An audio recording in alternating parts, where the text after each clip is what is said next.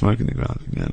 Show me a piano falling down a mine shaft, and I'll show A flat you minor. a flat minor. Oh God. Okay. Good. Okay. Do you get that? Well, these are. I mean, that sums up puns, isn't it? It's things that kids get in a cracker. I think pun should be short for punch him in the mouth. Idioms are better. Go on then. What's an idiom? Is that a new word you made up? No, As in Karl Pilkington's a complete idiom. I found out what it was because I thought, oh, I like them. What are they? Right. And it's like little sayings Yeah, that's right. that sum stuff up. Go on, give us an example of your favourite. Can I just say one? Talking about sayings, Carl was getting fed up with something. He was fed up with not getting replies from something. He's having a hard time, And I went, oh, the worm has turned. He went, what? I went, the worm has turned. You've Stupid saying, isn't it? No, okay. Tell him why you think that's a stupid saying. Because how do you know when a worm's turned? Of all the creatures that you could flip over and know it's turned, why pick a worm? It's the worst thing they could have picked to express something turning. But you're taking turning literally.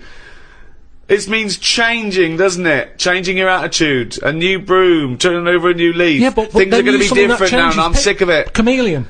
No, but Chameleon is a brilliant thing to use for something to change. Chuck that in a sentence. There's nothing that you can link a worm to human life to. You're talking about something that's... It's blind, isn't it? It's blind, it's deaf. Gay. It's got no features. Why is he having such a go at a worm? Just because it's a weird thing to use. Something that... Its arse is more... It does more than its head. That could be said of you, Karl, to be fair.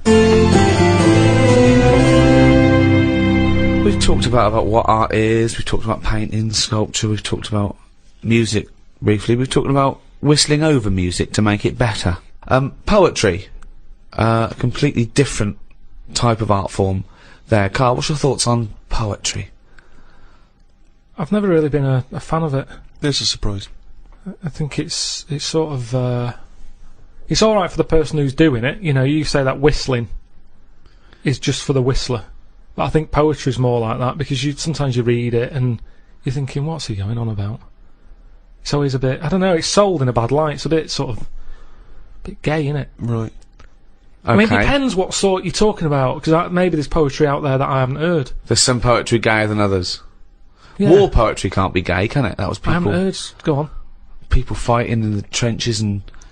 It can't be gay. They weren't gay. They were writing to their sweetheart. I don't know his name. It might have been a bloke. I don't know. But so was it a sort of a... what sort of poem was it? Was it sort of a limerick, sort of a... no, it was well, there's famous ones, Wilfred Owen and Siegfried Sassoon, and they're very moving. They're about what usually happens is that they talk about why are we here. This is we've been sold a lie here, and they really started seeing war in a different light from their point of view in the trenches. Famously, some of them died soon after the But I prefer they'd written a proper letter. No sort of crypticness. That's the problem with right. poems. Okay, You so read you'd it have been disappointed to get Dulce et Decorum Est through the post, would you? You'd have just said, "What are you trying to say, mate? What's the weather like? When you're coming home? Did you get my socks?" Well, yeah, sometimes life is a bit like that, and it's like, say what you mean. Right. Well, then you have just wiped all art off the face of the earth if you literally just say what you mean. No, I'm just saying in a letter. Say if I was a woman and my fella was fighting in a war. Right. What's your fella's name? Harry. Okay, so Harry. Oh, let me get this right. So when were you married? About 1935. 1935. So you've been married about 4 years. Yeah. Harry, why don't you go off? Oh, you're a woman, aren't you? Yeah. You don't. Okay. So what did you see in Harry? Why did you like Harry? Was he? He just was like funny. Butch. He wasn't that butch, but that didn't matter back then, did it? In the war. No. And you He took everyone. But what did you say when Harry had said to you? Well, I thought it was coming because a lot of our friends ended up having Did to you just go hug there. him and say don't go or something? No point, because that would have just made it tough for him. So what's the point? Just go with it. But if he I had cried written... after he went.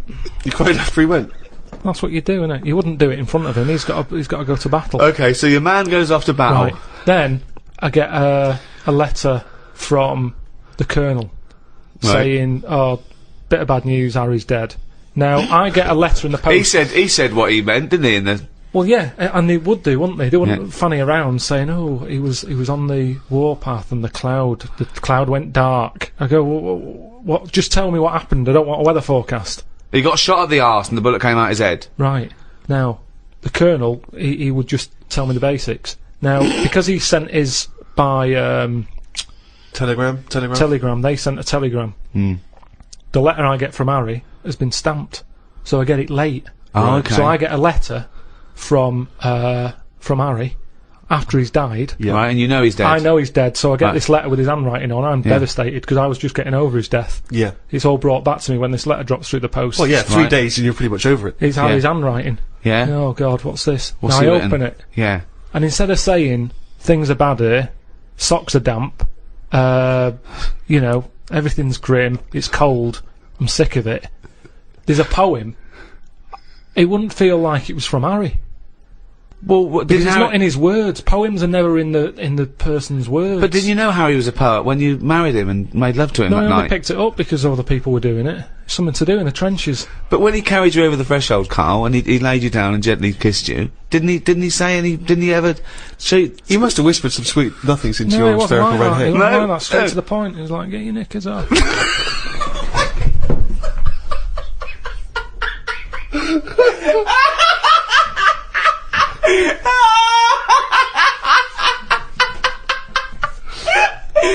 That's one of the weirdest fucking scenarios I've ever heard. Why the fuck was the telegram coming before the letter? So specific. It wasn't like Harry. The fuck's Harry? Oh God! Oh God! Oh God! There are a few things gayer than poetry, though. I want to throw one into the pot. The continental breakfast. Oh. The continental breakfast. That annoys me when I see it. Who orders that? If you've got the choice of eggs, beans, burger, chips, sausages, Bacon. all that, you've paid for it already. If I was a waiter and someone said, "What do you want for breakfast, mate?" and the bloke went, "Oh, I just have a little bit of grapefruit juice and a croissant," I go, "Do you? Do you want some cum on that? Or you can go back to the hotel room and suck a cock?" Yeah. So, No, I'm with you there. What else is gayer than poetry? I remember when I was at school once, right? The worst thing you could be growing up was gay. Yeah. In school, it was the worst thing. It was and I remember I was about 14, 15. I was talking to this bloke. I talk about him on my stand-up. David Beasley. He's the one that said if you get captured by cannibals, they show you pornographic pictures when you're in the pot, so you get an erection. There's more meat to go around. So he was an idiot. He made Carl look smart. Wow. Really. Wow. He said, you know that thing that kids always do, what would you rather be, blind or deaf? Yeah. We did that, and we discussed that for a while, and he went, what would you rather be, blind or queer? Mm. And I went, well, I'd rather be gay, because... Still got all your sights, yeah. And he went, oh, would you? I went, well, yeah. Well, rather than be blind. I said, yeah. I said, also, if you were gay, you'd like being gay. He went, I wouldn't. I went, no, you would. I said, if you were gay, you would like being gay. He went, I wouldn't, Gervais. Sounds like you would. I went, well, if I was gay, I would like being gay. He went, well, I wouldn't. And he looked at me accusingly, and I went, no, nor would I, but gays would. Which made no sense at all. Right, yeah. Just yeah, the idea, yeah. but this is just like such a stonewall that I'd rather be anything than gay. Yeah. Carl, thoughts? Blind or gay? This is about art, is it?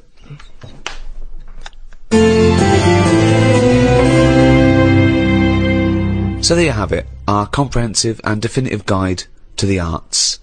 Next in this series is philosophy. Well, I'm looking forward to that one enormously, Rick, because of course you have a honours degree from the University of London in philosophy. Yes, but I predict that that one will also be as big a load of bollocks as all the others we've done. Thank you. Just to remind you that you can still get the Ricky Gervais Guide to Medicine, the Ricky Gervais Guide to Natural History, and now, of course, the Ricky Gervais Guide to the Arts.